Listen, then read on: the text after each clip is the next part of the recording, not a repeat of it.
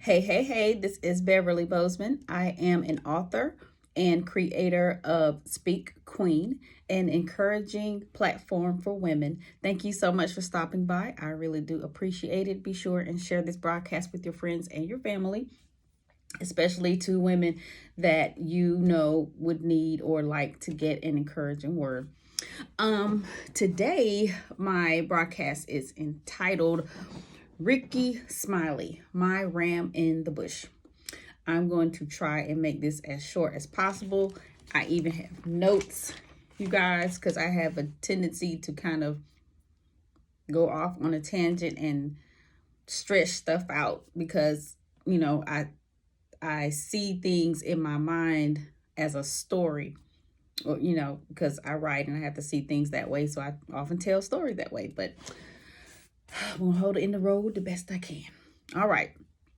So, the other day I was driving to work and I was listening to the Rickey Smiley morning show, which I do most mornings. But at a certain time of the show, I'm usually at work or I get, distracted or whatever by the commercial. So I turn and I don't listen past a certain point. Well, the other day I stopped to the grocery store before work. And this was like, I listened from the time I got in to the time I got to the grocery store. So it was well past the point that I normally would. And I was getting ready to get out of the car, but I just felt like I needed to sit there for a minute. Weird, right? And it was just commentary. And I was like grabbing my mask and all this, my purse, looking for stuff. And I was getting ready to get out, but I just kept feeling like I just need to sit. I'm like, this is crazy. I got to go to work. I got time to sit here in this car and just listen to what they're talking about.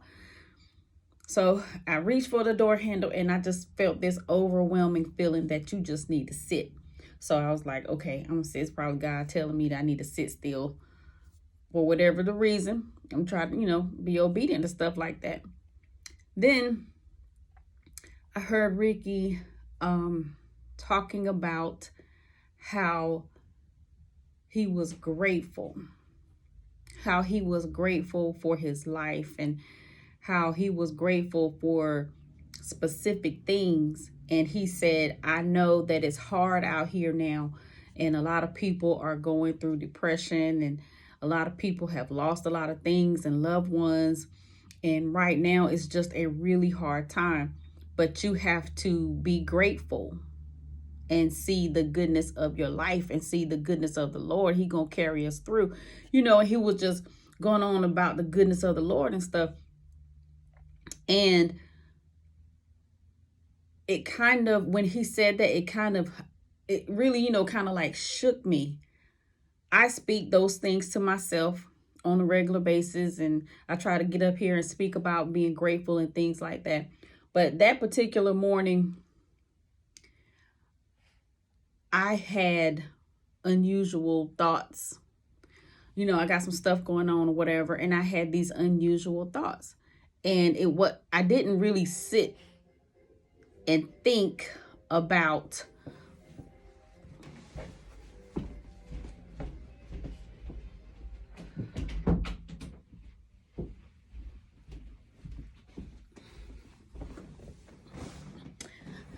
I didn't really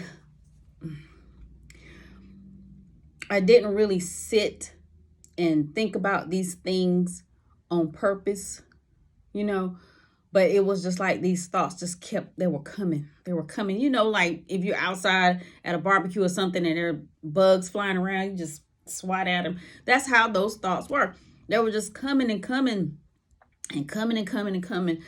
And as I was going to work, I began to feel some kind of way, negatively. And it was a result of those thoughts just coming and coming and coming and coming. And so I began to get a little ungrateful. I'm like, man, now I got to do this, and daggone it, that's that. And, I just began to feel negative and have these thoughts. And I even began to speak a little bit whine a little bit about, what's going on with me and stuff. And when I heard Rickey talking about being grateful, and it was just those little things, and the big things are the big things and the little things are the little things, and he just kind of helped me to get back into the correct frame of mind. Because the problem was, and I wasn't even paying attention to it, when the negative thoughts came, they created more negative thoughts and more negative thoughts. And that's why it seemed like I was swatting at those thoughts, because the one thought came and then the other thought came. And at that time, I should have done what I normally do to get rid of negative thoughts, but I didn't, for whatever the reason. So another one came and another one, and it was like I was swatting at them, and it just was like attracting more and more and more. And it created this mood, right? And the mood was woe is me, and it was negative. It wasn't angry or bitter. It was just woe is me, and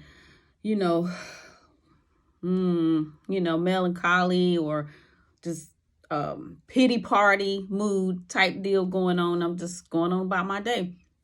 So that was the problem. And allowing negative thoughts to dominate is a problem, because it creates a negative mood, and it attracts more negative thoughts, and it makes your negative mood even greater and even harder to get rid of. It kind of begins to take hold of you and your day, kind of even creating roots of negativity in you, right?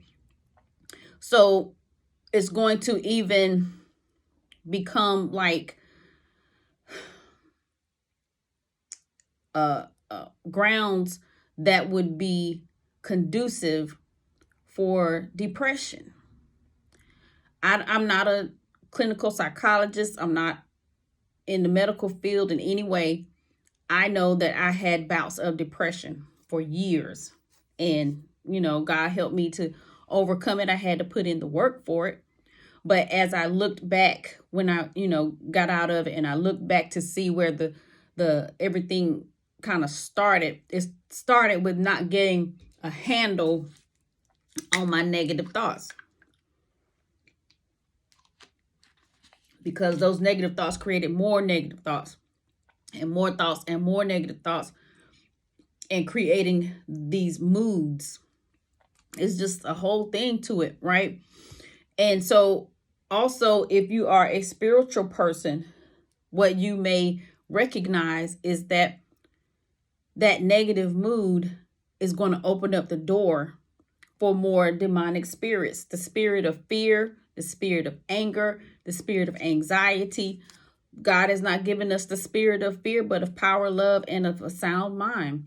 So hanging on to and allowing negative thoughts to create negative feelings is going to open up the door for the spirit of fear and anxiety and all those other demons that you don't want to mess with, right? Because it's just way down your day and turn into another day, and the next thing you know, you in a funk for a whole month. But anyway, so one of the things that he said, or what he kind of pointed out, that helped me come out of my funk right there in the car, was he began to go down this list of what some people are going through while others aren't. Like, some people got to go to dialysis, and they got to go to dialysis 2-3 times a week, and they don't really have energy to do anything. So their energy level is low. You got energy. You don't go to dialysis. And it was like, boom. It was those words and the other words and the other thoughts and the phrases or reminders that he put out right then was like the catalyst to my overcoming my funk, because I was like, he's absolutely right. Hallelujah. I don't go to dialysis. Some people got to go and get chemotherapy XYZ amount of times a week or a month or for a couple of months. I don't have to do that. And I just began to just literally tell myself what I had to be grateful for. I was sitting in my car. Somebody doesn't have a car and they got to walk everywhere they go, or ride public transportation, or bum a ride and pay this astronomical fees to people for catching a ride. I'm going into the grocery store. Somebody did not know how they were going to eat that day. Somebody didn't know how they nor their kids were going to eat that day or even the next day. It's stuff like that. And I was on my way to work. Plenty of people don't have a job. Plenty of people can't get a job because of their background or because of their disabilities or the fact that they're locked up or they struggle so bad with depression or ailments that they can't work and they can't get any type of assistance because they don't qualify.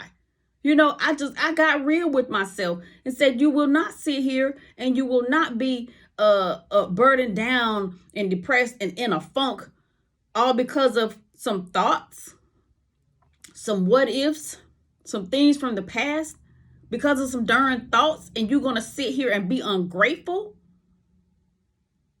I just had to let myself have it. And sometimes we have to let ourselves have it. There are plenty of things that we can be grateful for. Plenty. I won't go into it right now because I'll get a little carried away and turn into church over here. But talk to yourself.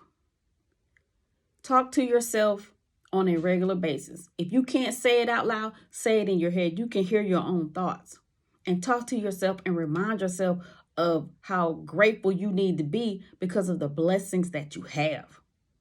If you're not in prison, that's something to be grateful for. Pure D5 freedom. If nothing else, freedom. I heard Bob Proctor say in one of his speeches a long time ago, he said, how can you live in America and be broke?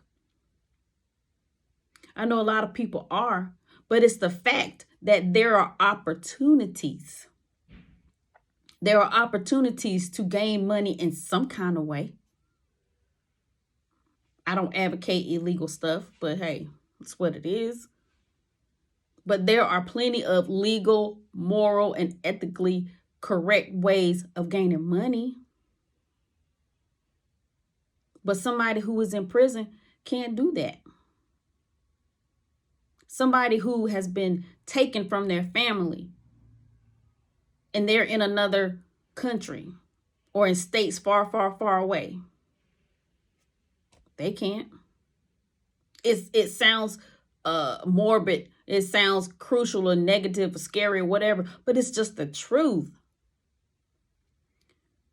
This is not the time to be focused on what we don't have, what we can't do, what we used to have, or the scary part of what might happen next month, next week, or what's going on in the headlines. It's not the time for that. All we got is the moment that we are in. And if we feel the moment that we are in with thankfulness and gratitude and blessings unto the Lord because of what we have, it's kind of like, it's like a shield. It's like a covering ourselves in some type of oil to where when the negative thoughts come, they got to slide right on off. I heard Bishop T.D. Jakes talking about how a shepherd will take an oil and rub it on the nose and the forehead of the sheep, because sheep, when they graze, they might see a hole and stick their nose down in the hole, not knowing that there's possibly a snake in there when the snake tries to bite them. It's the oil that keeps them from doing that. So I believe, based upon my own experience, not what I read and what somebody else told me, based upon my experience, feeling your moments, don't worry about 3 days from now, your current moments, feeling your current moments with thanksgiving and gratefulness and positive affirmations and say it, even if you don't feel it. Even if you don't feel like saying it, say it. Just say it anyway. Because it changes your mood. That, I know for a fact, is your covering. That is going to help keep those negative thoughts away. Because if you keep saying, I am healthy, I am healthy, I am healthy, I am healthy. When those thoughts come, those negative thoughts come about you being in a negative health, they're drowned out. But you got to keep at it. You got to keep at it every day. Throughout your day or at a specific time of day based upon your time management skills. You got to keep at it and you got to keep at it. And that's something that you just don't ever let up because those negative thoughts don't let up. Limit your time on social media, just scrolling. Because there's some positive sprinkled here and there, but the bulk of it is negative, and that's going to affect your mood because you're seeing stuff through your eyes and you're hearing it through your ear gate, and then you say it out your mouth. It's coming in and you're saying it. Negative, negative, negative. Way to positive act. And then wonder why you feel like you feel. Wonder why you attract those particular situations because all you're seeing, hearing, and speaking and thinking is negative.